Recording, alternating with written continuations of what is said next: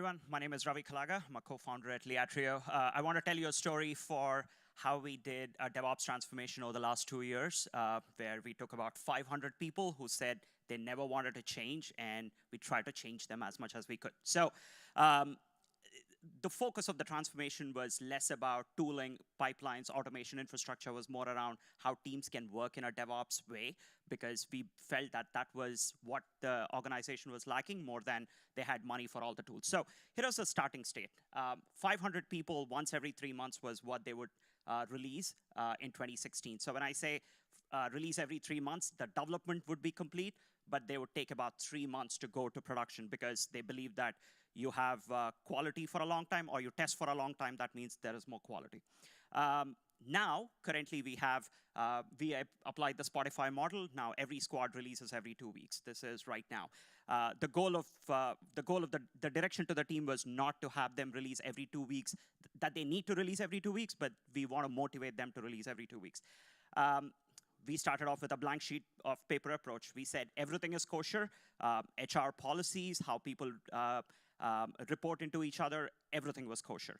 And then we started, we needed a rallying cry, and we said rapid delivery. The goal here was we wanted to have code go to production more than release to customer, because sometimes releasing to the customer was more difficult, but going to production was an IT prerogative, and we could take it to production more easily. We came up with these 4 taglines: culture, product, pipeline, and platform, in the order of how we felt they were important. You could do it any other way. We picked these 4 because they were just easy. They were one word. We could just run with it. Now, culture is the hardest one.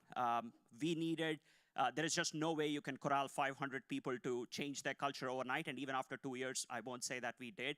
But at least we had them all pointed in one direction. They'd come with their egos and everything, but we at least had them pointed out in one direction.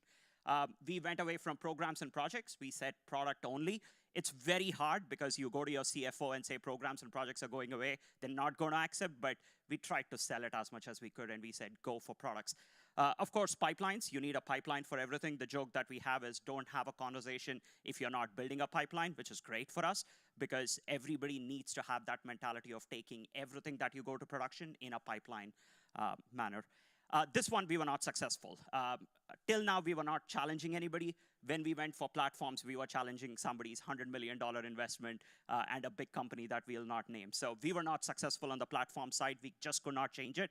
Everything else was pretty easy. Here's an interesting fact. In February 2016, when we started the transformation, we were considered the risk to a $300 million delivery, because people did not understand what DevOps was. People did not know what we were trying to do. We were getting all sorts of questions. My favorite one there was, DevOps is not prescriptive. I want to use safe because it's prescriptive. So after that, we went after big ideas. So we said we wanted to decouple delivery accountability from functional accountability. What that means is the person who is functionally accountable and has delivery accountability cannot do a good job, and we started moving away from it. The next one was cross-functional roles. We wanted to move away from the concept of a developer only doing development, a tester only doing testing. We wanted to say multiple people can do, a single person can do multiple roles. The next one was we wanted to show the DevOps way of working. So we, of course, used all of the tricks that we have. We did the dojo, we did playbooks, we did the coaching, but mostly we did a lot of show and tell. We wanted to show people how to do, what it means to be operating in a DevOps way. And the last one is time. We just needed time for people to understand what DevOps was, and we just bored them. After a while, they stopped fighting us, and they just said, we'll do it your way. We made a lot of mistakes. The biggest mistake, I think, that we made was small C communication. We do very well at big C communication. Good job, well done, $100 million. But we missed the small C communication, which is telling people, giving them the right help at the right time. The next one was what we think we did well was not being prescriptive. We did a lot of player coaching. And I guess we are being prescriptive here, but we said everybody needs to reimagine, especially the leaders. If the leaders don't change, there's just no way you have the engineers change. For all of you who want metrics, here are all the metrics. I think the one coolest one was the 3,000 plus articles that were written by everybody on the team. From companies, in a company where nobody would share or write anything, 3,000 articles was huge. This is, again, funny for us, because this year, we got a note saying that we are still the biggest risk for the enterprise because we cannot scale faster. Before they said we had to, they didn't know who we were. I'll end on this one. For anybody trying to do a DevOps transformation, 80% of the people in the organization are not going to care. They just show up because they have to show up.